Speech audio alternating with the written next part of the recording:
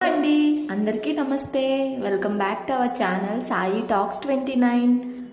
బిర్యానీలోకి quick and టేస్టీగా చేసుకునే వంకాయ మసాలా కర్రీ ఎలా చేసుకోవాలో ఈ వీడియోలో చూద్దాం.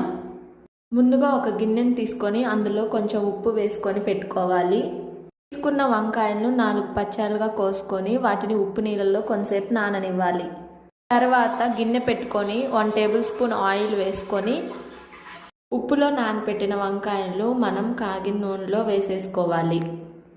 వేసుకున్నాక మూత పెట్టుకొని మీడియం ఫ్లేమ్లో అవి మెత్తగా అయ్యే వరకు మగ్గనిచ్చుకోవాలి. వంకాయలు మగ్గేలోపు మనం మసాలా ప్రిపేర్ చేసుకుందాం.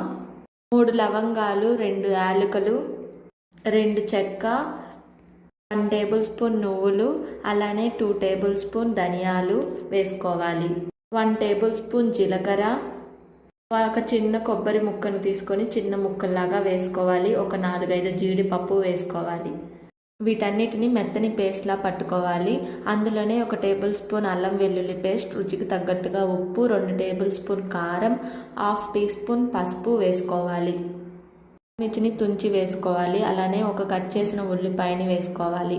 2 కట్ చేసిన టమోటాలను వేసుకొని లాస్ట్లో కొంచెం కొత్తిమీర వేసుకొని వీటన్నిటిని మెత్తని పేస్ట్ లాగా పట్టుకోవాలి. వీడియోలో చూపిస్తున్న విధంగా మనకి వంకాయలు కూడా మెత్తగా మగ్గిపోతాయి. స్టవ్ ఆన్ చేసి గిన్నె పెట్టుకొని ఆయిల్ వేసుకొని కొంచెం జీలకర్ర వేసుకోవాలి. జీలకర్ర వేగాక మనం మెత్తగా చేసుకున్న పేస్ట్ని అందులో వేసేసుకొని మనం వేసుకున్న మసాలా పేస్ట్ను నూనె పైకి తెలియేంత వరకు, పచ్చి వాసన పోయేంత వరకు లో టు మీడియం ఫ్లేమ్లో పెట్టుకొని మూత పెట్టుకొని ఉడికించుకోవాలి.